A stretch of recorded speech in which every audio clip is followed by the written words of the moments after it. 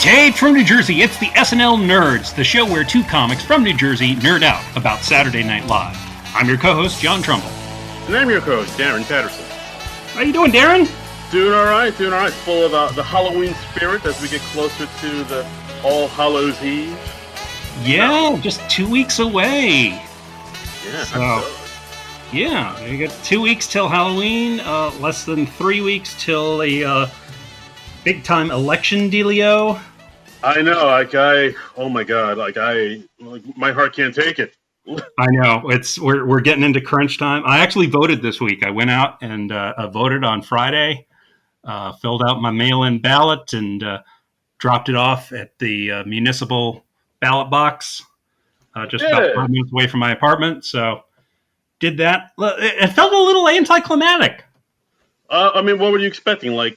Balloons going off and confetti and a marching band or something? It would have been nice. I don't know. Yeah, it feels weird. It doesn't feel as official as hitting that touch screen and then, you hit the big button and you get that little bloop. You want the ballot box to have a bloop sound? Yeah, I think that's what I'm getting to. I want the ballot box to have a bloop. You got to talk to your local representatives about that, my friend. I guess so. Maybe I hope some of the people that I voted into office will see fit to give us ballot boxes with bloops. When will that be on the ballot? Yeah. Pro bloop, anti bloop. Where do you stand, sir? I know. We had some interesting ballot questions. We were talking about, hey, are we going to legalize the marijuana? Yeah, the pot, the doobie, the devil's lettuce. Yeah. Yeah, and I was like, okay, do I want that? I don't know. I don't partake personally. Don't necessarily have a big problem with people that do, outside of them getting annoying. So, yeah. Mostly I'm pretty pro it.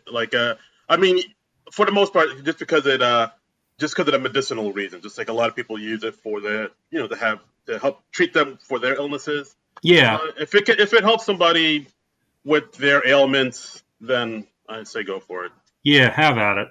I think the great comedian Todd Barry, he had the best take on it. He said, pot should be legal, but we should still throw potheads in prison.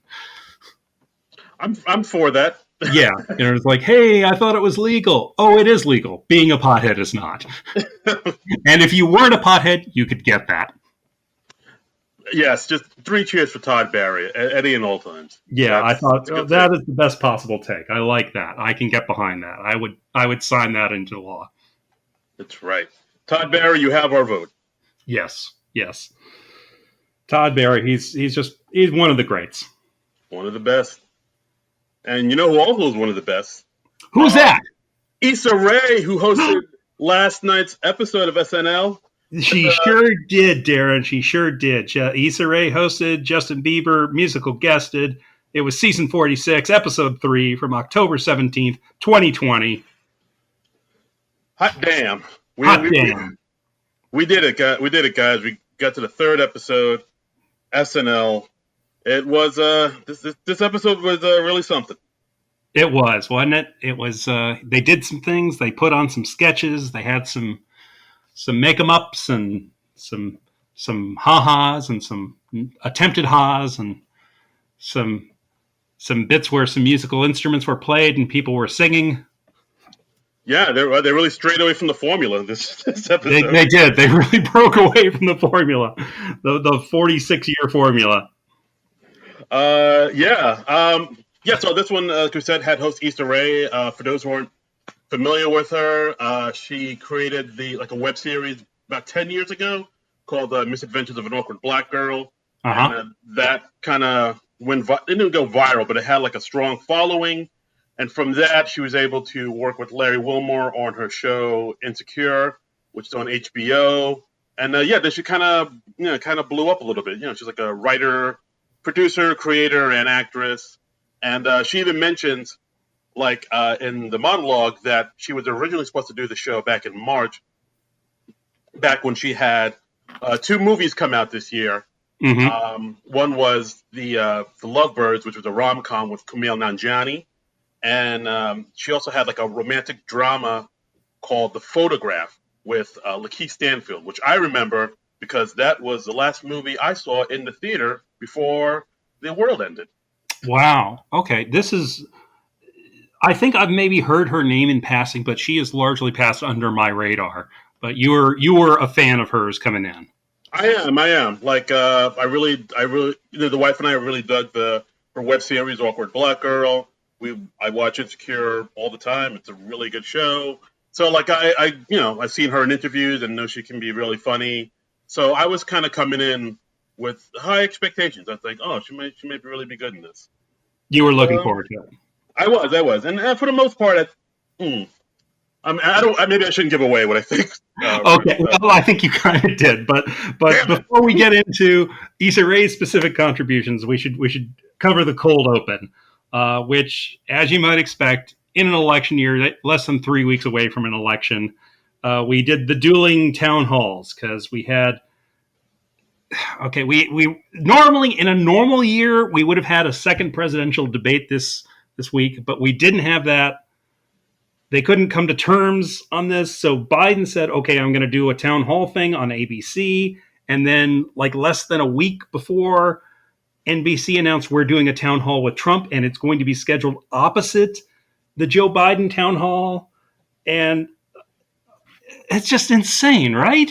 It is. It's like, I mean, it's. Oh, sorry. I'm sorry. That was my scream of angst. But just Yeah, because, like, yeah. I mean that sums it up. That sort of guttural reaction. That's yeah. wow. I mean, just because Trump was like, oh, you can't do. This is going to be virtual. You can't do virtual. I'm not going to do it. So Right. now he just like kind of pouted and took his ball and went home, and he's just like had this other, town hall of his own, and it just I don't know, it just stinks of petty. And then the fact that NBC agreed to do it, NBC got a lot of backlash for Yeah. that, especially like a lot of people who are on NBC, like cast members of This Is Us and whatnot. So they threw in a couple of jokes about that. Well, they threw in one in the cold open, and then Che had one in the weekend update that we will get to. That was Yeah, yeah. I feel like NBC deserved the flack that they got because I mean they didn't have to schedule it opposite the Joe Biden town hall. I feel like that was a bad call, and it just pissed me off because it's like NBC also has done a lot to kind of normalize Trump. I yeah. I mean, mean, the fact that he hosted SNL in 2015, the Jimmy Fallon hair tussling thing. yeah, the tussle heard around the world. Yeah, and it's just like all these things. It's like ugh, ugh, and now you do this, ugh, ugh, Yeah. NBC. Yeah. I'm pretty much with. Even if they did it like an hour or two before or after Joe Biden's Yeah, like town hall, that or yeah, like they could have done that. So I don't know why they chose to do it like right at the same time. That seems like a really, I won't say vindictive, but it just yeah. it stinks to me. I don't. Yeah. And I wonder if like maybe that was a requirement from the Trump camp, like, oh, we'll only do this if you put it right opposite Joe Biden, and NBC caved and let them do that. I mean, Yeah. I don't know. To quote John Lovitz as the critic, it stinks. Yeah, it stinks. It stinks to high heaven. Okay. So that whole thing, the whole thing seemed kind of shady going into it, you know?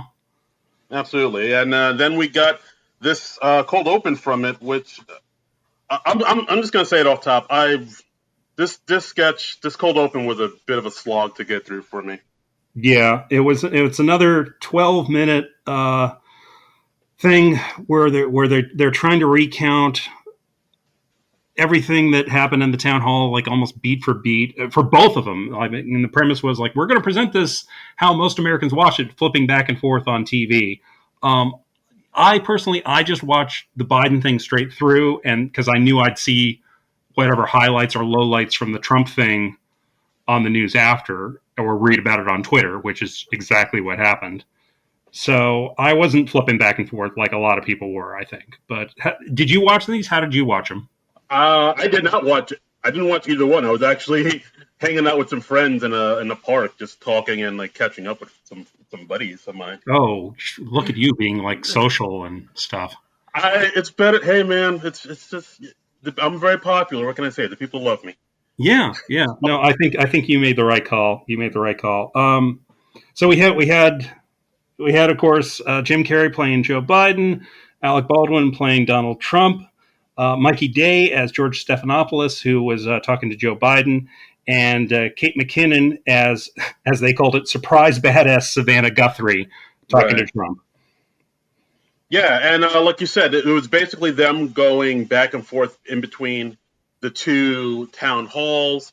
I mean, well, like I said up top, I was kind of slogging through it, and like the one thing I really wasn't wild about was, like you said, they were kind of going through the what happened in each town hall beat for beat, and Mm-hmm. like that. I think that's the thing that really bugged me is like there weren't any real jokes really, or any strong jokes in it. Like, well, at one point, there's that one woman that became kind of a viral sensation, that Paulette Dale, the blonde Mm-hmm. woman with the red glasses, and like it was played by Chloe Fineman in this cold open, and she was saying, "Oh, let me see you smile. You have such a beautiful smile," which is Right. exactly what the actual Paulette did in the town hall. But The Trump town hall. the Trump town hall, right? But yeah, but there was no joke there. It was just her like recreating what happened, thinking that would it, because they were thinking the reality is strong enough to be the joke because it is a joke, in a Mm-hmm. way, but it just wasn't. And I don't know. I could feel like the audience really wasn't too into it. And like at one point, what Paulette said, I think Trump asked, Paulette in the cold open, like, "Hey, where are you from?" And she's like, "Oh, I'm from Mexico." "Oh no, I'm just kidding. I'm from Mrs. Mazelvania." And I'm like, "What? That's it? Yeah. That's the?"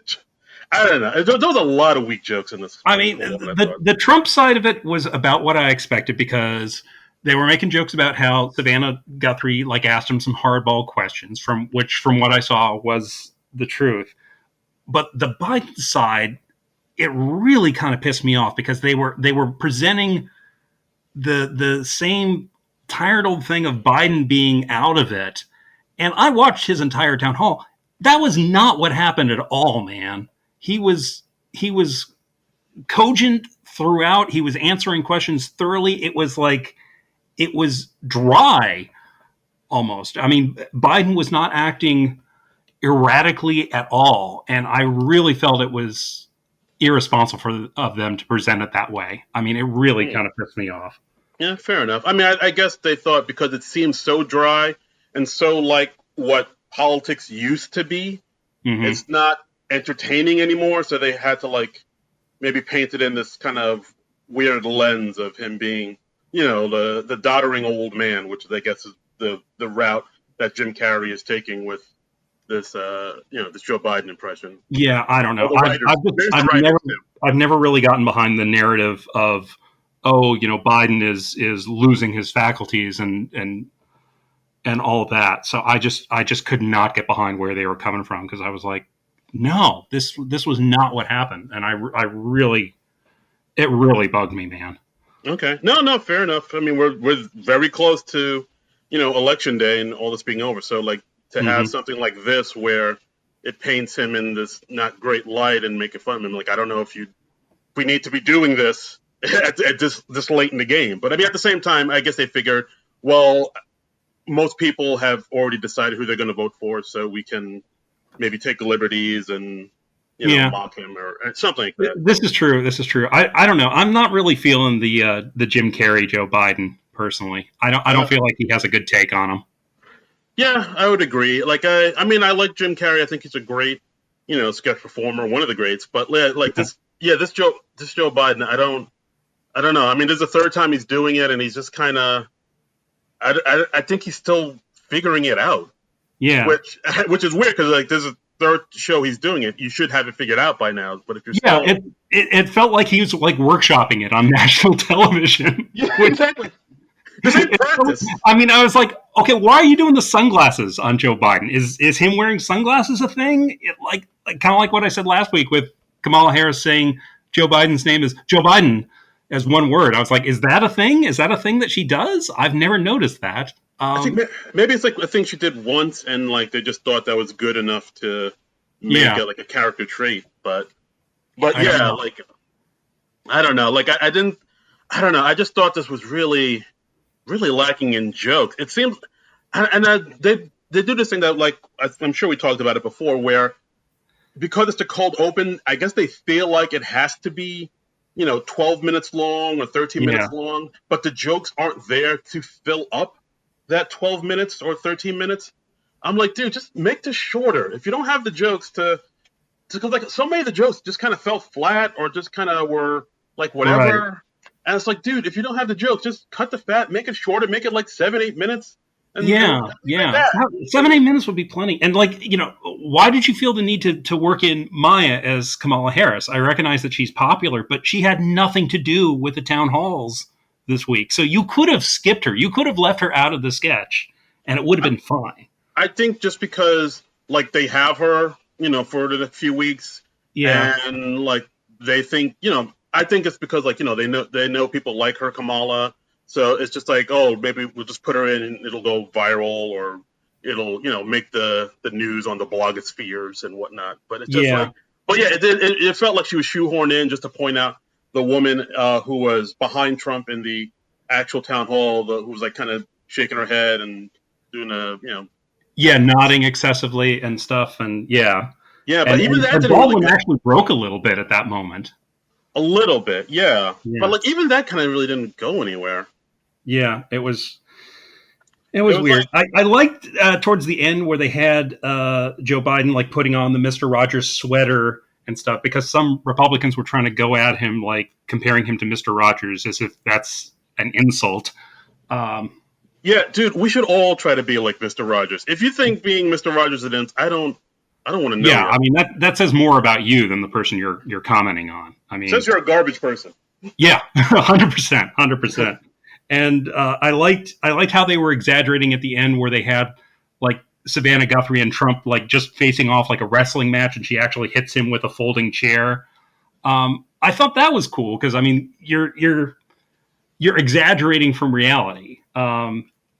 So I wish it'd gone a little more in that direction. And then and we had Biden as Bob Ross at the end, which Yeah, like I thought it was getting a little better towards the end, just because I mean, like we talked about last week, where because the reality we're in now is already such a parody, such a mockery. You have to find a yeah, new way to mock the mockery or parody what's already a parody. So the way you do that is go more surreal with it. So like yeah, towards the end when they were doing like the Bob Ross and the Mr. Rogers and the WrestleMania, that's where it's like, oh, they should have done that like kind of from the start or like way yeah, earlier in the like sketch. start from there and then take it from there. I mean that would have yielded more comedic fruit. I was impressed with Kate McKinnon's Savannah Guthrie. I thought she looked a lot like Savannah Guthrie with just the addition of a wig, or maybe the makeup people worked on her a little bit to make her look more like Savannah Guthrie. But I was like, that's a pretty good Savannah Guthrie. I watch the Today Show most mornings, and I was like, that's a pretty good Savannah. Yeah, yeah, yeah, absolutely. I mean, Kate looked the part. I mean, Kate's always good, and yeah, she Yeah, did what she could. It was just the material I thought was like really like guys, this is weak. yeah, Like I yeah. mean, I hate to sound negative like a Debbie Downer, but like it was just like yeah, this isn't. Thank you. There it is. But yeah, I just thought this cold open was just not strong. No, not getting off to a good start. But anyway, we kicked them enough for that. Next, we have Issa Rae's monologue, where she comes out. She talks about how she's the first black woman to host SNL. And that's not true at all. Not true at all, but I got an applause break from people who had no idea. Yeah, when people applauded, I was like, as people were applauding, I was like, that's not true. What are you talking about? I think it was just people, they were afraid not to clap. They're like, we're going to clap just in case this actually is a milestone. Tiffany Haddish did it like a year ago. Maya Rudolph is hosted. What are you talking about, people? I mean, but But I like how she called him out on it. yeah, that was cool. She was pretty engaging during the monologue. Yeah, like like you said earlier, she was supposed to host the show back in March, and now she has no reason to host because she has nothing to promote. Yeah. Like people ask her, "What have you been working on?" She's like, "Puzzles, bitch. I don't know." yeah. It's pretty much like her talking about what, all this going on and what she's been up to. Mm-hmm. Of course, she's saying like, yeah, if you're upset by any of this, just take. I think she called herself Mary J. Blige Yes, because she maybe did. She white did. people don't know the difference, I guess. No, we do not.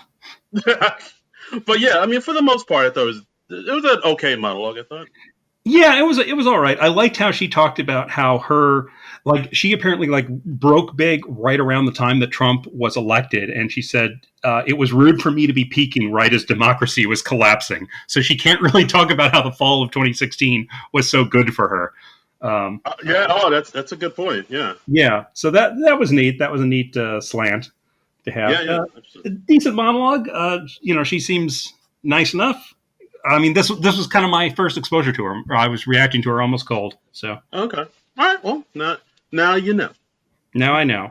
Um, so next we had the first sketch, which was a Canadian news show, which was a talk show on the CBC, the Canadian Broadcast Channel Network. I don't know. Called Bonjour Hi, which is a French Canadian morning talk show live from Montreal with Bowen Yang and Kate McKinnon as the hosts. Yeah. I mean, it seemed like I mean, I'd have to assume that like maybe Bowen had a hand in writing this one, but Yeah. this is a Canadian morning show. It takes place in Montreal, which of course is the best parts of Canada with the worst parts of France. Yes, yes. And we had Mikey Day as an American journalist who's quarantined in Canada, and he's not really picking up on the vibe. He can't follow the conversation in French. And we had Issa Rae as a roving reporter for a feature called Drake Watch, where she just talks about whether or not she's seen Drake. Yeah, I mean, the sketch was, I mean, it's basically like a bunch of kind of French Canadian Montreal stereotypes just kind of mashed up into one sketch, like making mentions of Degrassi High and Cirque du Soleil.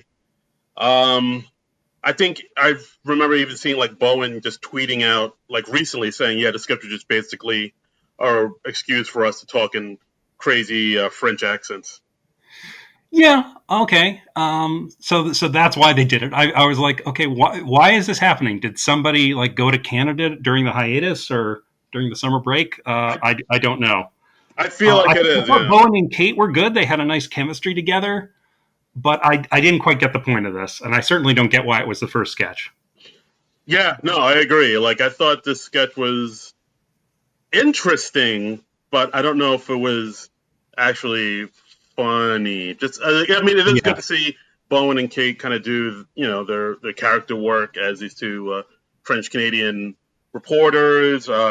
Of course, the sketch ends with both of them singing a Celine Dion song because that's what all Canadians do. They love Celine Dion. And I but guess so. yeah. Shout out to John Murray from SNL After Party. Uh, yeah, I mean, as far as first sketches go, I thought like is I don't know. It was more interesting than funny. I thought. I was like, Yes. Yeah. That's a good way to put it. I mean, I was just kind of scratching my head. I was like, why is this the first thing? I mean, if it was like buried a little later in the show, I could get it a little more. So I was just kind of like, yeah, I don't know. yeah, like I think at one point because I think Mikey Day is supposed to be playing the average American like us, looking in on this Mhm. Montreal world, not quite getting it. Like as Yeah. like when Bowen asked him, "What do you think of Drake?" and he says, "Well, I don't know. I think like the best years of Drake are kind of behind him. I think he's kind of over it." And like of course, Bowen snaps and shouts something in French angrily at him, like "Zut Yeah. alors," or whatever they say up there.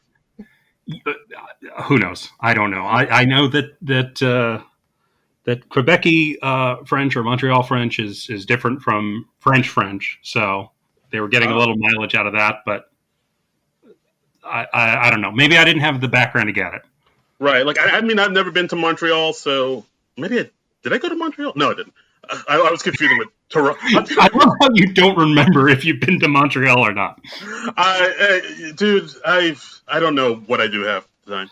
But Darren spent a lot of time working as a drug mule, ladies and gentlemen, and he made so many runs. He does not know where he has been and where he is not. Hey man, I got to pay those student loans somehow. That's right. That's right. But the Clint Eastwood movie, The Mule, actually based on Darren's life story. That's right. I signed away the rights. I mean, so I don't know if you need to be from Montreal to really get, to pick up what they're doing here. But I mean, to me, it just seemed like a bunch of Canadian stereotypes mashed into a sketch. Where it's like, oh, look how weird they are up here. Hilarious. Yeah. All right. So next we had a pre-tape, 5-hour empathy. This was a fake commercial with Beck Bennett as like a concerned citizen saying, how can I help with what everything that's going on in the world when I don't even understand what some people are going through? And they introduced this product from the makers of 5-Hour Energy called 5-Hour Empathy, where you can see the world from the point of view of another person for 5 hours. Right. It's like basically like the little small 5-hour energy bottles, and you take it and you get 5 hours of a deep understanding of years of systemic oppression and ever-present racism. And then Beck sees it, and it's like, oh wow, that's fantastic. And then he puts it down and does not drink it. Yeah. And then Keenan, as the narrator, is like, don't you want to try it? You did say you wanted to understand what was making people so upset, right? And then Beck actually like fakes taking it, and he's like, oh yeah, I see it now. And they're like, no, you didn't actually take it. He's kind of scared to find out the answer. Right. I guess he's scared to find out he's part of the problem. Right, and then Heidi comes in and says, "Hey, honey, what's wrong? Are too many NFL players kneeling again?" And then he's like, "No, I wish more NFL players would kneel." Right. And then I think he offers Heidi it, or the narrator Keenan says, "Oh yeah, this is the 5-hour empathy." And then Heidi is like, "Oh no, I don't need to take that because I'm a woman, and it's the same," as she slowly backs out of the room. Right. So it's just they're in their kind of white suburban bubble, and they don't want to have that disturbed necessarily. Right. I mean, I love this sketch. I thought it was like the sketch of the night for me. Same for me. This was really good. This was the sketch of the night as far as I'm concerned. I was very surprised to read on Twitter this was actually originally done for the Chris Rock season premiere, and they cut it. Aww. And I was just like, why did you cut it? This was the strongest thing on tonight, and it would have been really strong in the Chris Rock show too. So I don't know if it was a time thing or if it just didn't make the cut for content reasons. But I was like, this was great, and it was also good because it was only like a little over 2 minutes, so it didn't overstay its welcome. Just got in, made its point, delivered some laughs, and boom, that's all you need. I mean, this might be. I mean, I'll say this is probably this is the strongest sketch of the season so far. I mean, I know we're only 3 episodes in, but like I think this is stronger than most of the sketches from the Chris Rock episode and the Bill Burr episode. And I've talked about how I really like sketches that like have a point or have a message in them, but they don't shove it down your throat. Like they kind of, they candy coat it in comedy first, but then there's a message in it. And I really like this because it's like them saying how, certain white people, like they say they want to know, why, black people and disenfranchised people are upset and angry. They don't get it. Mm-hmm. But like if you give them like a way that they could get it or could understand it, odds are they wouldn't really take it. They just kind of want to give the appearance that they care. But, right. They want the points, but they don't necessarily want to hear something they don't want to hear. Yeah. So. Exactly. It's like if you really like now, like always, if you listen to like maybe conservatives or whoever who say like I don't understand why they're so angry, why are these people so upset? And in my mind, I'm like, well, you could watch all these documentaries that state what's going on, or you could watch this film, or you could read this book, or you could listen to this song. There's tons of songs about why people are so upset. But then, we're angry because of X, Y, Z. And then it's like, but I still don't get it. Why are they so angry? And it's like, it just fucking told you, dude. Yeah, it's like, do you really not get it, or do you just not want to get it? Because then you'll be faced with an ugly truth. And I mean, I liked how this sketch kind of showed that. Like, I liked the turn it took that I didn't see coming. Where I was like, oh, that's really clever. I love this sketch. This is it was really good. It reminded me a little of when they finally did the feature film version of Hitchhiker's Guide for the Galaxy. or to the galaxy.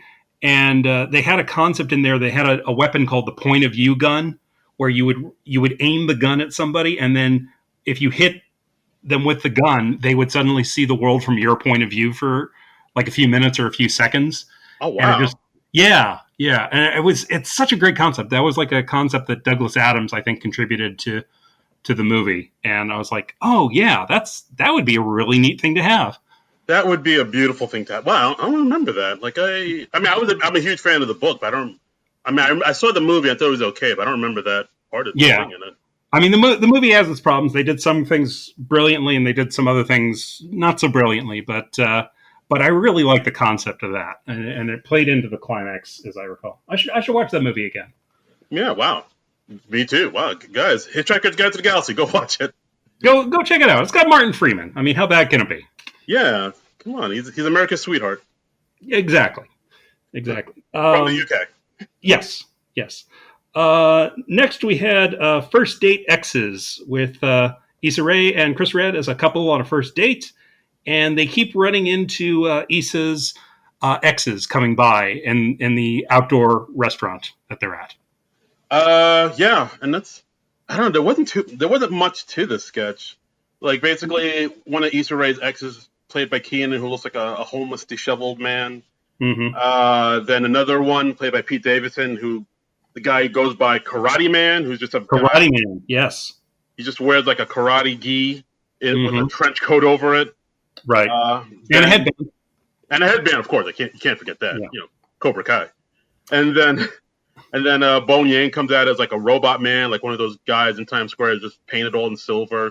Yeah. This is a robot. I don't know. Does this sketch seem to meander a little bit for me? It was interesting. It wasn't. It was okay. I did like how each one of the guys that came by, they made a point of mentioning the phrase "titty meat." That was interesting. Yeah, That was just a weird runner.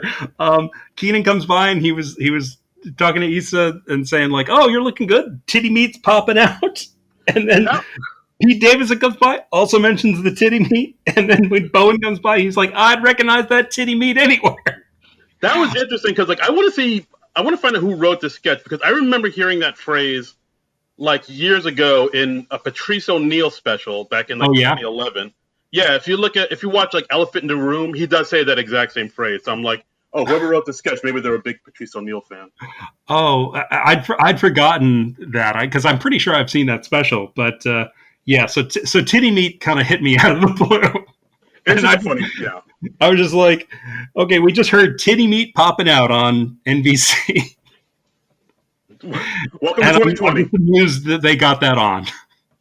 Me too, yeah. Like I think about it, like, wow, they got that through. Wow. Yeah. Progress. Yeah, I guess. Yeah, sure. Yeah, this was. I kind of wish they'd taken this further. I feel like maybe the X's could have gotten even more increasingly bizarre, or something. I don't know. Yeah, it needed something else. It seemed like it was kind of halfway done or half baked. This premise. It didn't really seem to go anywhere. Then at one point, Issa brings up the fact that she met all her exes at her job because she's a Times Square Elsa. Right. But even that doesn't really From go Frozen. anywhere. Yeah. Yeah, that doesn't really go anywhere or add anything to the sketch. So I'm like, why bring that up then? Yeah. SNL, they sometimes have a tendency to just give everyone in a sketch a bizarre trait, either whether it goes anywhere or not. You know, I guess because just they want to have everyone play some weird note in the sketch. I mean, I'm fine with that if it's funny. I mean, even if it doesn't add to the sketch, as long as it's like a really funny aside, I'm okay with that. But that wasn't even like, oh yeah, I'm the first Black Elsa in Times Square, and I'm like, okay. I don't know. This sketch needed more. It did. It was lacking. Yeah. I thought. Yeah, I agree. I mean, I thought it was well performed. I felt like the writing wasn't quite where it needed to be. No, agreed. Okay. Right. Next, we had Justin Bieber in his musical segments. First, he did a song called "Holy" with Justin kind of trying to look all gangster. He's kind of decked out like Eminem in 8 Mile or something. Oh yeah, he's got the little wool cap. He's got the sweatshirt. He's covered in tats or ink, as they say. He's a big boy. Yeah, yeah. He's not the tween that we all fell in love with back in whatever year it was. I don't know. We have no concept of time anymore. We do not. I mean, we had a surprise Chance the Rapper cameo when he came Uh, out. yeah, actually, I think he tweeted us out that he was going to be there. So I mean, it's not a super surprise, but yeah, Chance came out. Interesting backdrop he had. Interesting set. It was like he had like a neon cross in the background, and he was performing underneath like what was it, like a lean-to or like a chuppah, a chuppah. I mean, it looked almost like a mock manger, you know? Yeah, so I think I don't know. This song kind of almost got like Christian Rocky a little bit. Like it's Yeah. like I mean, I guess Justin Bieber's found religion or something? I don't know. yeah, I think he's been joining I think he joined a church like in Montclair or something. I remember hearing about him being in In Jersey. Montclair, New Jersey? I believe so. Like I remember hearing about him joining this church and kind of finding God again. And like he's been seen, I believe, in Montclair, New Jersey, with this dude that runs the church. Uh, Wow. so, Okay. so Jersey strong. I guess. I guess we This got. is news to me. Does Justin Bieber live in Jersey? He might have a house out here. I've heard he. There have been sightings. I mean, okay, for people who don't know New Jersey, Montclair is like kind of a college town, but it's also kind of like a ritzy, well-to-do type of area. Like Stephen Colbert lives in in Montclair, um, Yeah. so it's not unheard of for a few famous people to live in that area. But I had no idea that Justin Bieber was one of them. Yeah. All right. Here it goes. So back in 2017, he has been seen in Montclair, New Jersey, a number of times. So Okay, all right. Well, welcome, Biebs. right, Jersey welcomes you with open arms. Okay, But yeah, I I mean, had no idea. yeah. How about that? We claim him. We got the beads, everybody. Did you notice in the lyrics that they mentioned Joe Pesci at one point? Oh yeah, like Chance said that, like life is short and angry like Joe Pesci or something like that. Like Yeah, I was like, okay, a rap song with a Joe Pesci shout out. That's new on me. no, that happens. If you listen to like, there's a bunch of hip hop songs where they like reference like mobsters and people you wouldn't think of. It Okay, happens. I'm like, all all right. right. But yeah, for the most, I mean, what do you think? I mean, do you want to talk about both songs back to back, or just talk about Yeah, this song and yeah, the next song? yeah. I figure that makes the most sense. Yeah, his second number was a ballad called "Lonely," which it started with him backstage staring into a mirror, and he like kind of wanders the hall of SNL, and he ends up on stage at home base. And his lyrics are just kind of all about how tough it is to be a celebrity and how he's so lonely and no one knows the real him. And Yeah, I mean, this one was a little bit more personal, a little bit more introspective. Where, like you said, he was just talking about how, I mean, he kind of gave up his childhood for fame and fortune and living in the spotlight, and that seemed to have taken a toll on him. And how it is, like growing up as as a teenager, and in your 20s, and just everybody having their cameras on you and looking at you and just pretty much commenting and tweeting out everything you do. That can fuck you up, apparently. And it was I don't know. I thought that, I mean, the second song, "Lonely," I thought was interesting. I mean, just because I do appreciate it when like maybe pop stars try to become a little bit more introspective and a little bit more, and maybe not as maybe make songs that are a little bit more, have a little bit more depth to them, or at least they try to have that. So like, I'll give them points for that. yeah, it didn't work for me. It's tough for me to dredge up a whole lot of sympathy when you write a whole song about, oh, woe is me, it's so tough to be famous. And yeah, I know being famous does come with its own difficulties, but it's really tough to get people on your side when you bitch about it. No, I hear you. It's like when people talk about how tough it is being attractive, and I mean, Yeah. or like how tough it is being rich and wealthy. Like the average person don't want to hear that. Like you can only talk to your problems, your pretty problems to other pretty people, your rich problems to other rich people. Like Exactly. like Exactly. the average Joe don't want to hear how hard it is that like Yeah. you get dates all the time and how you can afford whatever you want. Like that's I don't want to hear that. Yeah. And besides the sentiment, me not being able to get behind the sentiment, I just thought it was a bad song. I thought it was fucking awful, honestly. Oh wait, which one? The Holy song or the Lonely? The Lonely song was really bad. Wow. All right, that's fair enough. Okay. Wow. Well, Beebs, I mean, you're in Montclair now, so you can, if you want to call in and take on Trumbull with his hot takes, we're the phone lines are open. Mm-hmm. Mm-hmm. Yep. Yeah. I mean, you're only like 10, 15 miles away from me, so yeah, we can have it out. We can settle our beef. Duke it out in the streets of Montclair. That wouldn't end well for anyone. Yeah, probably not.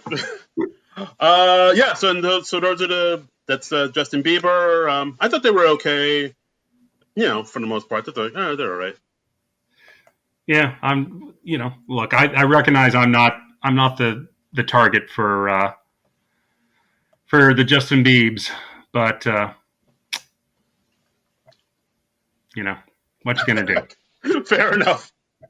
Yeah. So weekend update with Jost and Che. And Jay. Yeah. I mean, I mentioned this earlier in the episode, and I'll just say it again up top. Like I thought Che was kind of on fire in this weekend update. Yeah, yeah. I mean, good Like old reliable Michael Che. right, like I remember like there was a tweet somebody put out. I don't know if they tweeted to you exactly or to the SNL Twitter account at SNL Nerd Show. Yes. But I think they said, well, why do we kind of bash Jost a lot and like really uplift Che? And I think you said, well, Che takes bigger swings, and Yeah. and I mean, if this weekend update doesn't perfectly encapsulate that tweet that you said, I mean, because like he took some big old swings. Yeah, I mean, I feel like he's just braver in his jokes. I feel like just he goes after a lot of low hanging fruit. I feel like his jokes tend to be a lot more obvious, and also I feel like Michael Che delivers his jokes better. Um, Yeah, no, just can write a clever turn of phrase. I still don't think he's all that great at delivering jokes, honestly. yeah. I mean, I guess Joe's is a little bit like Seth Meyers was back in the day, where the jokes are serviceable, they're good, but they're kind of they're a little obvious and they're Yeah, okay. But just when you compare them to Che's jokes, I mean, like you said, Che's jokes are stronger. They take like sometimes they'll take turns you don't see coming. hmm, Like they're more ballsier. They're like it's no contest. Che's jokes are just better.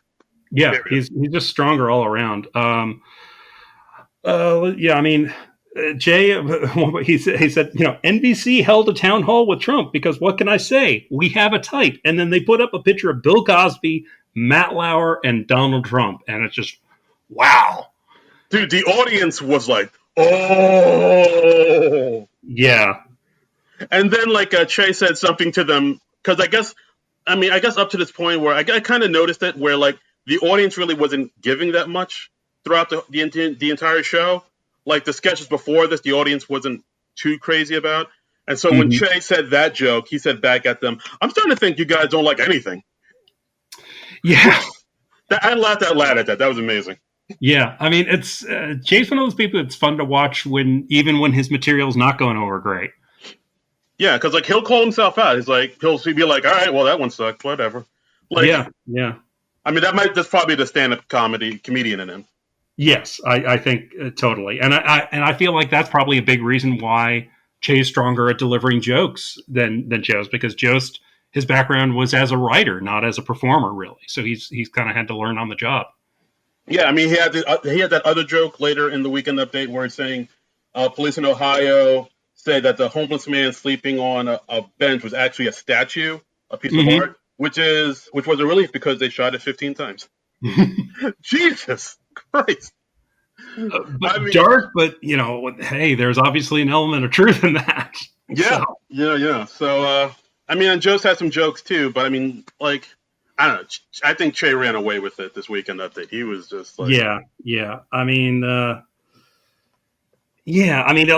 Joe's had a joke somewhere around the middle of the newscast talking about how governor's wife was called a racial slur at a grocery store, and he says this was the worst case of racism at a grocery store since Newman's own salsa. And then they cut to a picture of the Paul Newman salsa with Paul Newman in a sombrero with a big old mustache, and it's like, I don't know, it just felt very hack. no, I agree. Like when you compare that joke to, the homeless man bench joke. I mean, dude, one is clearly better. Yeah, And yeah. like it's, I don't know. I mean, we could speak Che's praises all day. Yes, But yeah, it's Che ran away with it. Che's he did. MVP. He did. He and Jost have their moments, and it is fun to see Che troll Jost. Especially when he's like calling him out for being like privileged or racist or whatever. And that's of course like just two buddies joshing at each other. I'm sure that Jost isn't actually any of that stuff, but Yeah, but it's just it's fun to see him go after Jost. yeah. I mean, and Jost knows what he looks like. He's like, yeah, I look like a privileged white kid from New England. He titled his book "A Very Punchable Face." Yeah, he's not unaware of how he's perceived. Yeah, no, he gets it. So like the fact that he's able to roll with it, and it's fun. Even like during this weekend update, like a lot of the jokes people were like maybe not loving or just were too kind of shocked by, but like Chose and Jay were just having fun with just like living in the bomb, where they're like, all right, this is hilarious. Yeah, and they obviously enjoy busting each other's chops and stuff like that. And I don't know. I feel like if I ever met Jost, I'd come away being like, oh, he's a really nice guy. I like him more. I feel like a little bad about all the horrible things I've said about him. Yeah, I know. Yeah, exactly. Like I'm sure if we met him, he'd be like, oh, he's actually okay. So yeah. Jost, the invitation's open to be on the SNL Nerds podcast whenever you like. Just call in.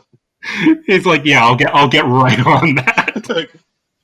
Yes, I'll leave my beautiful wife Scarlett Johansson for an hour to talk to these lamos from Jersey.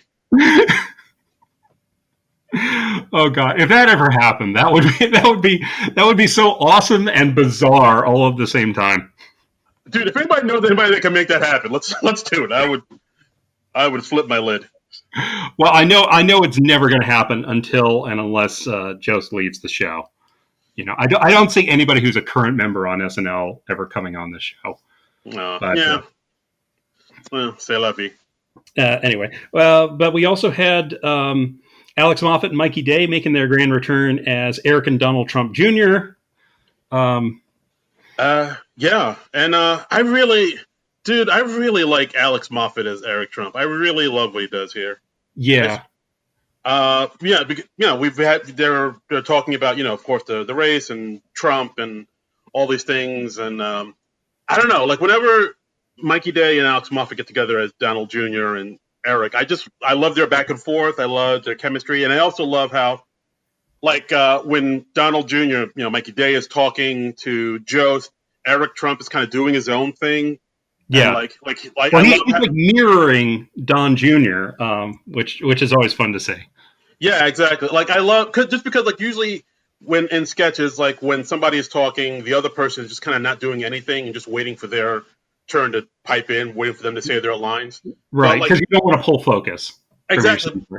Yeah, but like Moffat does is he kind of lives in the body of Eric Trump, and he's like always like either playing with his hands or kind of doing all these like really subtle kind of body movements and facial things that like kind of like he's getting a lot of laughs by not saying anything at all.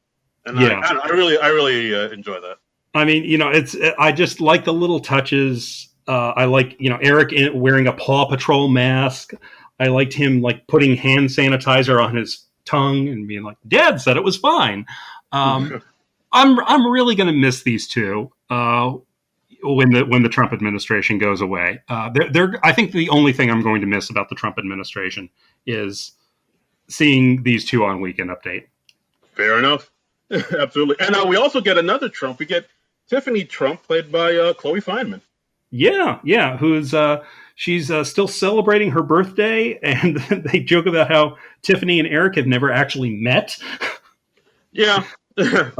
Because she's just one of those Trump kids you never really hear about. Yeah, she's just kind of doing her own thing. And even Eric says to her, he says to Donald Jr., he's like, hey, who is this lady? And Yeah. he's like, oh, that's your sister, bud. And he cautiously shakes her hand. It's like, hi, not Vanka. Yeah, yeah. She had a cute line. Dad's always taken the 6 foot social distance rule very seriously with me. I thought this was good. I thought Chloe's Tiffany voice was a bit hard to understand at times, so it was tough to get at what she was actually saying. Yeah, that was. I mean, you could see she was trying to kind of adjust the voice a little bit because I think she knows like it is hard for people to understand what she's saying when she talks in that Tiffany Trump voice. Because I never heard Tiffany Trump talk. Does she actually talk like that harder type of voice? Like I don't.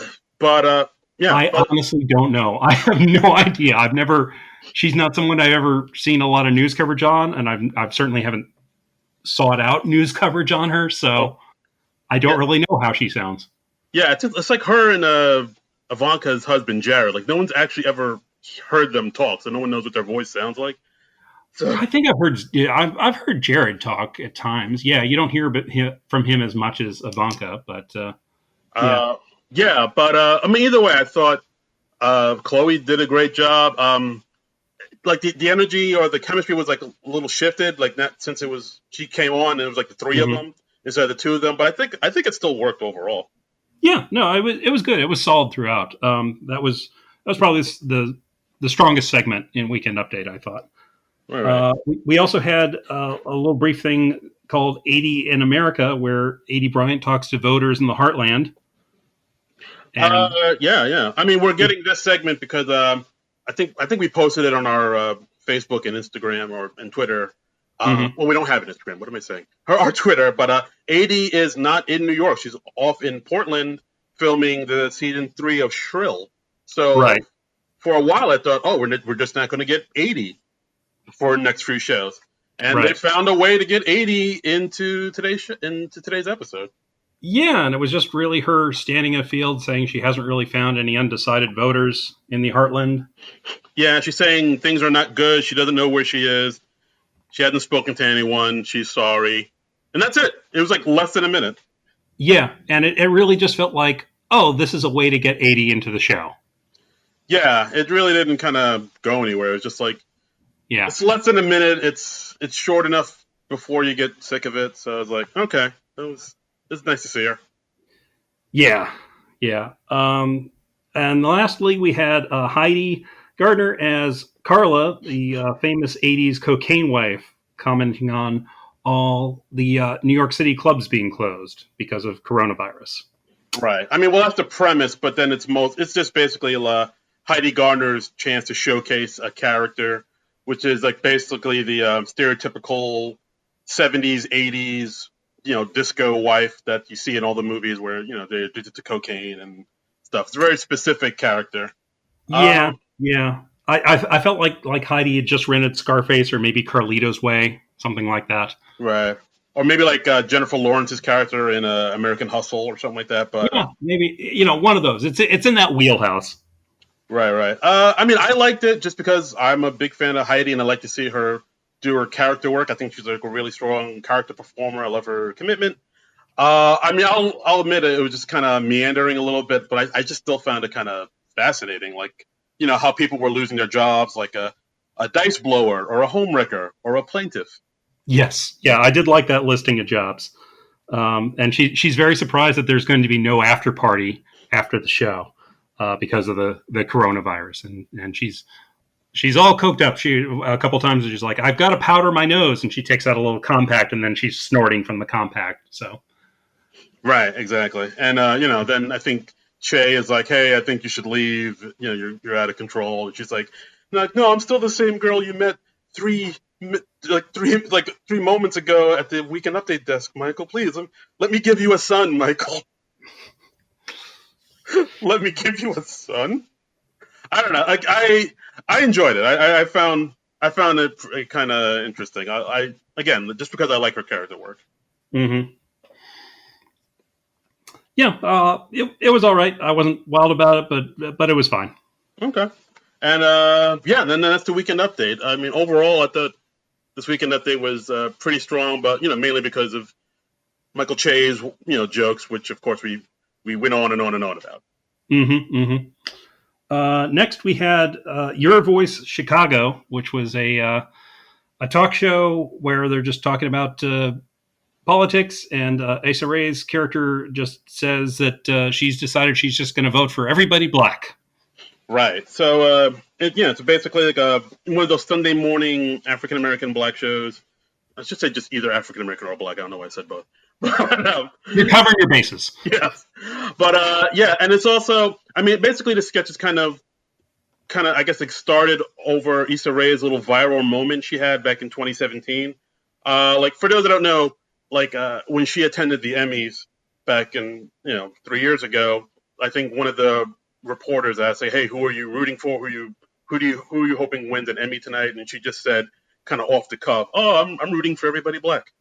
And like she kind of see, I didn't know that background. Okay. Yeah. She said, I'm rooting for everybody black. And like, I mean, she said it kind of half jokingly, but kind of half serious. And it kind of became like a viral thing. Like a lot of people were like, "Oh my, yes, Queen, it's a movement and whatnot." Like people were loving it that she said that. People were making T-shirts with that slogan on it. And then, of course, other people were like upset, saying, "Oh, she could say that, but if I said I'm rooting for everybody, why would it be a problem?" So it was like a little. Yes, yeah. It would be a problem. So she got like a little. Yes, that's a problem. It would be. That's not a thing you're supposed to say. Yeah. So, but yeah. So she got some flack for it, and she got some love for it. So in this sketch, she just kind of flips it, saying she's voting for everybody black, and then they show all these people who are running for a local office. It's one white person, one black person, and it's basically just Issa Rae's character trying to figure out reasons to still vote for the black person, even though the black person might not be the best qualified for. Yeah, and we see that some of the black candidates are problematic for one reason or another, and the joke is she always pivots and finds a justification. Yeah, which I thought was a clever thing to do. I also liked how when they showed the pictures of the people running for office, two of them were actually writers for SNL. Like one picture they showed was Jasmine Pierce, who's a writer, and then they showed one of Gary Richardson, who's also a writer on SNL. Which nice. Okay, that's cool. I thought that was like a nice little shout out. That's very cool. Yeah, it's always nice when the writers find their way into sketches one way or another. Right, and so then they go down the line of who's running for local office, and then we get to Chris Redd's character, who's like this guy who just became a reverend, and his stance is like outlaw masturbation, but like Issa still tries to find a way to justify voting for him. Then they had these two kind of conservative pundits, Crystal and Caviar, which of course is a play on Diamond and Silk, who are two like kind of internet people who are pro-Trump, who are two black women who are pro-Trump, and like she tries to find a way to justify voting for them.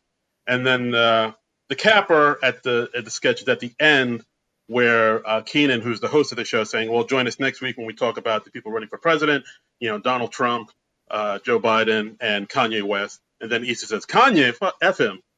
Which is I thought it was a nice little capper. It's like saying, like, yeah, I can justify voting for all these black people except Kanye, who is just the worst.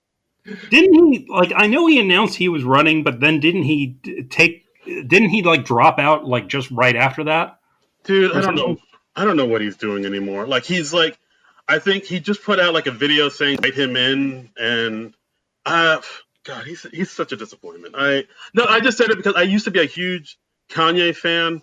Like, I think his first 4 albums are amazing. Like, they're pretty much classics. But like now he's in this space now where he's more known for his like the crazy things he says and his antics and all the tabloidy fodder than he is his actual music.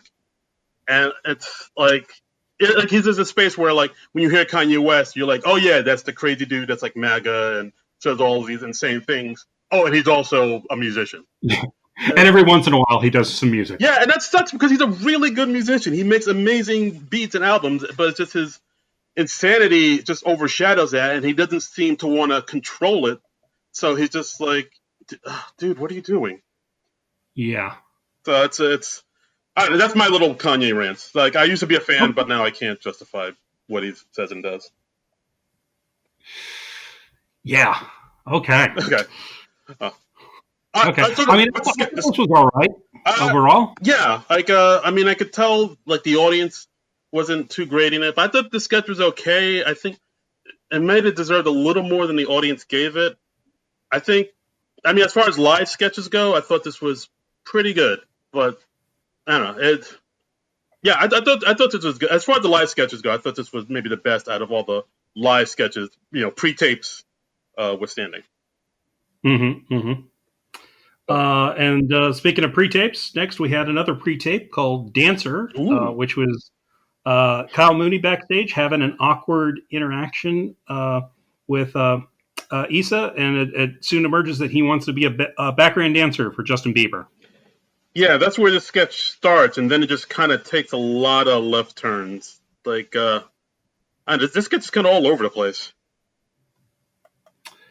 Yeah, that's a fair way to put it. I mean, it was like kind of, I mean, because it starts off with him wanting to be a dancer, and then he dances for Issa Rae, who's hanging out in the hallway, and then Issa Yeah. Rae dances with him, and then they go into this future funk jam dance battle where like Issa Rae's dressed up as like Left Eye from the No Scrubs video, and then they cut back to the hallway, and then Chance the Rapper comes in and dances, and then Andrew Dismuke says that Kyle has COVID.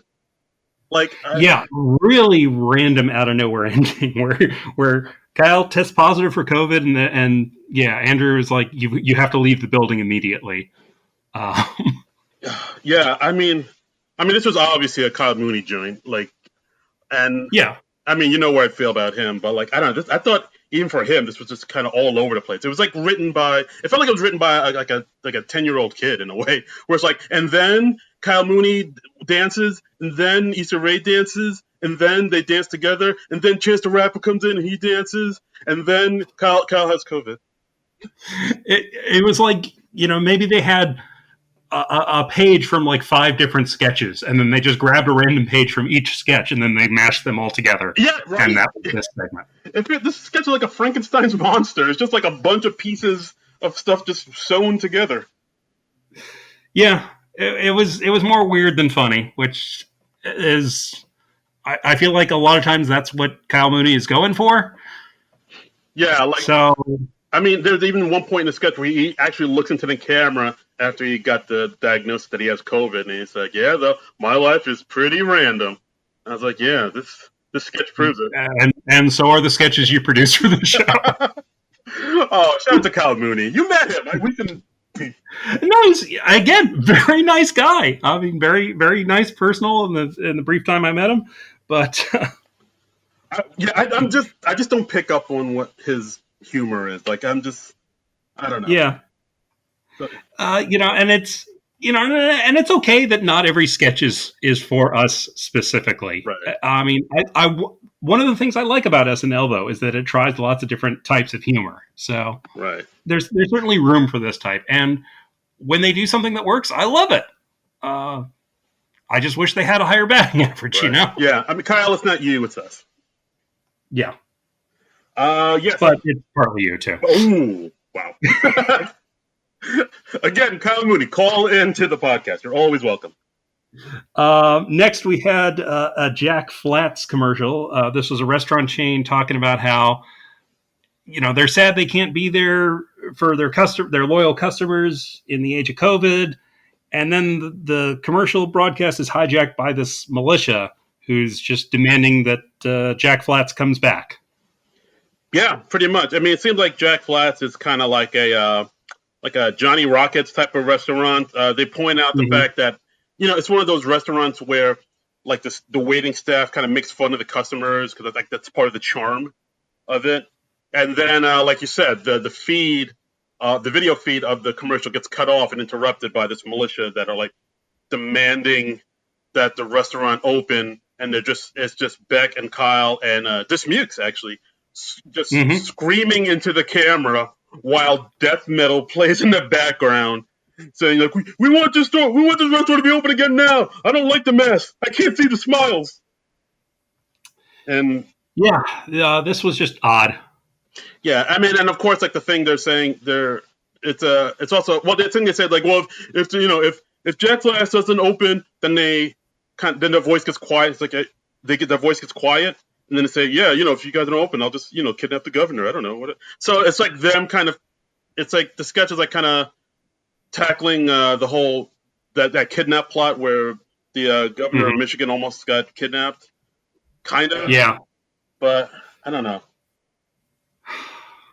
Yeah, it was weird. I didn't really get where they were coming from. Yeah. I don't know. Yeah, and plus, like literally, Dismukes and Kyle and Beck, they were screaming all of their dialogue, and to the point where it's kind of hard to make out what they were saying. It's kind of hard to hear the jokes with the death metal playing in the background. So I couldn't. It's like some parts I was kind of trying to make out, and then they bring in Keenan at one point, who's like a friend of Beck who wants the playground open. So it's like maybe inferring that he does things to kids. I don't know. I don't know. This sketch was like a bit of a mess. Yeah, it was more perplexing than anything. Just I didn't get where it was coming from, and so consequently didn't laugh a whole lot. Yeah, like I mean, I guess they're trying to make fun of militias, but then they brought in the whole kidnapping the governor plot, but they didn't really have any. They didn't seem to really go anywhere with that. They just kind of brought it up, and I don't know. Again, this is like another sketch where it kind of feels like half baked and not fully realized to me. Mm-hmm. Mm-hmm. But yeah. But I mean, it's good to see Dismukes get some screen time. He's like a new guy, and they brought in Lauren Holt too for a little bit, so that's nice. Yeah, she had a bit part as like a waitress that they particularly liked at Jack Flat's. So, and she's coming on. She's like, "Hey, I'm just here because they promised me $1,000 and said I could be in a movie." And that's the joke. Yeah. And she apparently is not opposed to the movie becoming a porno. Yeah, I guess. Yeah, again, I don't know. It just didn't. The jokes aren't. They just weren't strong enough to carry the sketch. I thought they're again. It's more interesting than it was funny. Yeah. And even interesting is being a little generous with that. Yeah. So lastly, we had a pre-tape commercial for eBay, where here they're just focusing on people who bought things off of eBay early on in the pandemic, and now they're offering them an opportunity to sell stuff that they bought and never used. Things like exercise bikes or things for new hobbies that they were going to pick up while under quarantine and never got to. Yeah, exactly. I mean, I really like this sketch just because it does touch on something that, I mean, maybe hits a little bit too hard for home for me because, when this whole thing started. Playing guitar? Yes, right? Dude. Yeah, okay. I know you've been learning guitar in quarantine, and at one point, Chris Red's character sees, I tried playing guitar, but it hurts to strum. No one tells you that. I don't like it when it hurts. And I thought of you during that. I was like, oh, I wonder if that's something that Darren is going through. Dude, Chris Red, he's wearing glasses. He's talking about playing guitar. I wear glasses. I talked about playing guitar on this podcast. So part of me was like, oh, is this supposed to be me? But you never talked about how it hurts to strum the guitar. It does. So. Yeah, it does hurt. I'll admit that. No one does tell you that. You do have to the more you practice with the guitar, you do have to build up calluses just because you have to press your fingers on the strings and they're that hard kind of metal. So you do build calluses and it does hurt. But in my defense, I'm still doing the guitar. I'm learning some chords. I can do a G and an E and a D minor. So things are moving along. I have not given up on the guitar just yet. Okay. But I mean, but this sketch, it does hit on that feeling where, at the beginning of this whole pandemic, when it started, I was like, oh, I'm going to be able to work out more every day. I'm going to get healthy. I'm going to finish that screenplay. I'm going to write new jokes for my stand-up set. I'm going to get a lot done. and like as of now, I've written maybe 2 new jokes, and just spent a lot of time, rewatching Marvel movies and eating cheesecake and barbecue. So that's what Yeah. I've done. Okay. That's kind of sort of productive. Yeah, It's self-care. exactly. It's self care. I've like I marathon Community on Netflix. Last night after SNL, I discovered that Danger 5 is running on Amazon Prime. Ooh. So yeah, I knocked off the first season of Danger 5. Probably finish off the second season today. We're doing things. It's all self-care, We're baby. doing things. We're doing things. But Um, but I mean, as far as have you seen Danger 5, by the way? what's up? Have you seen Danger 5, by the way? I don't believe I have. Okay, it's this Australian show where God, it is so bizarre. It is they are fighting World War II, but they are fighting World War II in the style of like a 1960s Jerry Anderson show, and it's got like really obvious miniatures and stuff, and it's this group of spies they get their orders from a guy who has an American Eagle head. Um, it's nuts, but it's very funny and very surreal, and check it out. Okay, where is it again? Oh, maybe I will check that out. It's on Amazon Prime right now. I will check that out in lieu of reading a novel that I've been meaning to read. Yeah, exactly. Yeah, reading. Who needs that? Come on, that's for eggheads. What's this? Yeah. But yeah, back to the sketch. So I did like that one line that Heidi had where she said, I spent $80 on my embroidery equipment back in March, but then I just stared at my phone, and now it's October. Yeah. And they introduce a new subdivision of eBay called Prebay, where we intercept your overly optimistic purchase and take it right back before you ever open it. So you see a package being dropped off at somebody's door, and then they like tape over it again and then take the package right back. I thought that was great. That was great. And at the very end, the narrator, Cecily Strong, by the way, who just says, "This commercial doesn't apply to you if you worked or had kids." Right. So, covering the bases. So it's giving those people a pass, but us single people who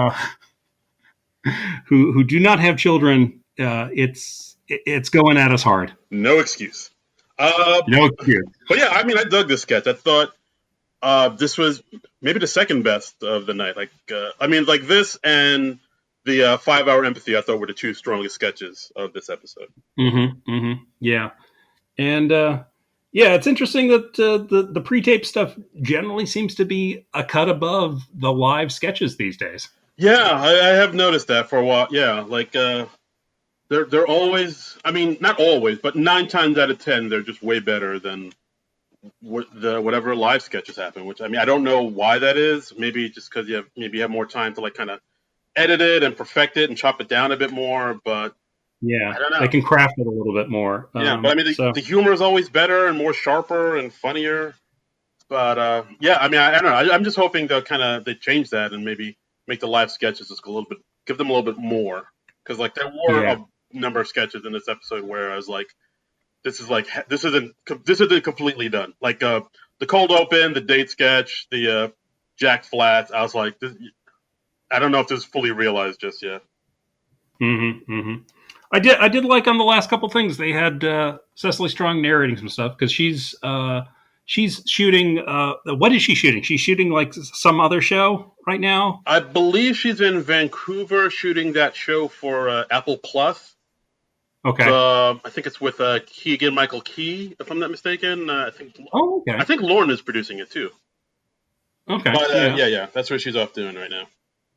All right. Well, I hope she's able to come back to the show before too long, because I do miss seeing her on the live show. And realistically, we're probably not going to get a whole lot more of Cecily on SNL. I feel like this is probably going to be her last year, but who knows? Right. Dude. All right. So then that's the episode. I mean, overall, I thought this episode was better. I thought it was. I still think the Bill Burr episode was better, but I think this episode had stronger sketches, like the pre-tapes, like I said. So I mean, it might be right in between. I think it's right in between the Chris Rock and the Bill Burr. Okay, that seems fair. I'm not sure if I'd put it above the Bill Burr or not. Maybe. Yeah, I feel like maybe the pre-tapes in this one were stronger than the Bill Burr one, but yeah, 6 of one, half a dozen on the other. Okay, fair enough. And if you heard me go ooh, that's because I was looking at my phone, just trying to see Yeah. if there were any tweets and whatnot. And Mm-hmm. as it turns out, SNL just put out who's going to be hosting and musical guesting on their next episode, and it is. I did not see this coming. Yeah, yeah. They posted this while we were recording. They posted this like 37 minutes ago on the official SNL Twitter account. And breaking news! Breaking news! Yeah, October 24th, so next Saturday, we've got host Adele. Which is what?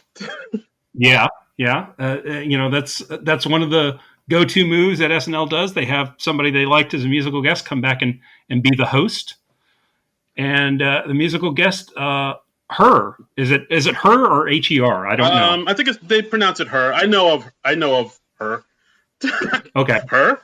Her. Yeah, she's like I know she plays like guitar. She's like a R&B soul funk kind of performer. She's very good. But Adele as the host kind of throws me because, I mean, for one, we haven't really heard much from her in a while. She's kind of been laying low.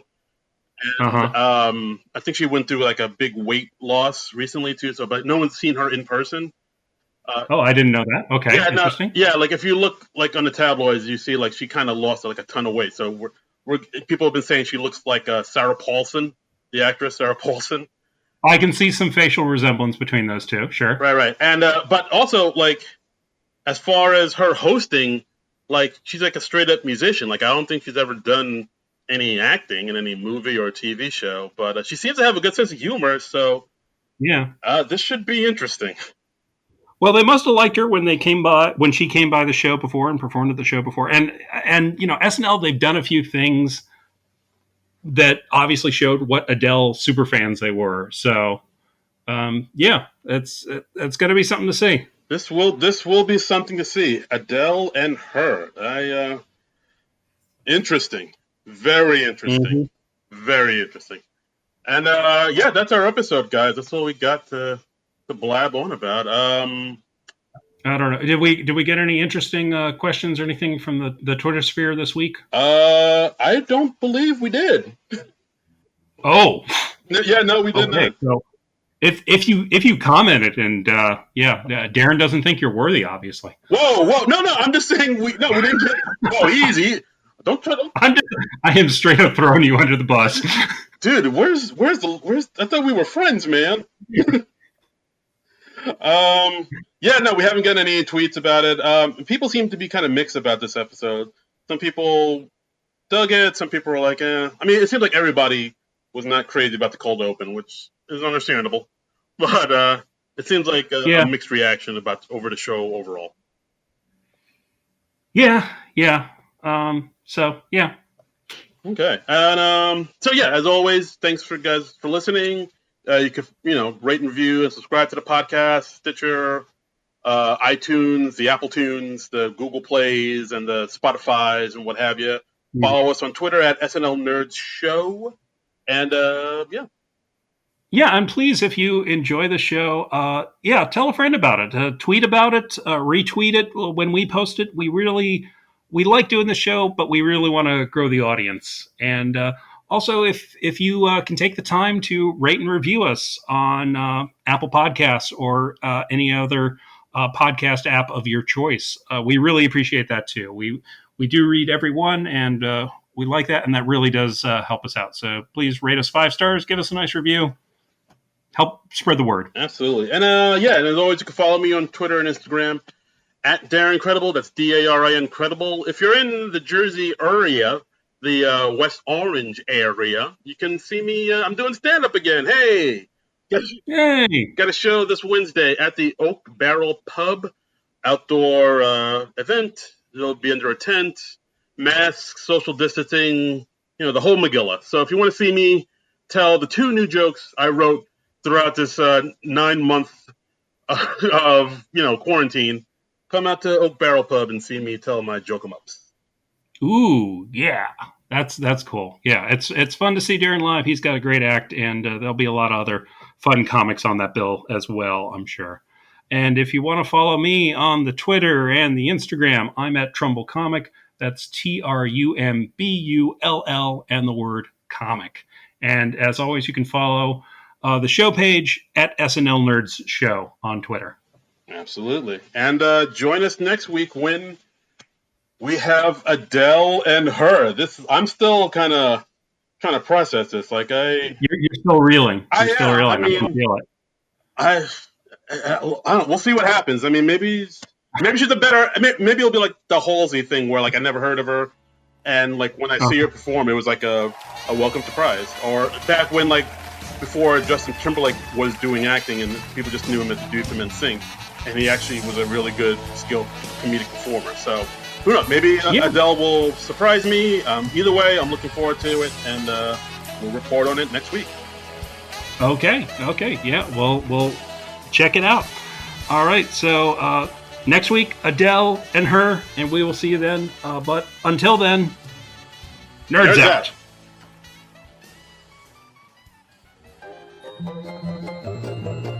This has been a non-productive media presentation. Executive producer Frank Hablawi. This program and many others like it on the Non-Productive Network is distributed under a Creative Commons Attribution Non-Commercial No Derivatives license. Please share it, but ask before trying to change it or sell it. For more information, visit non-productive.com.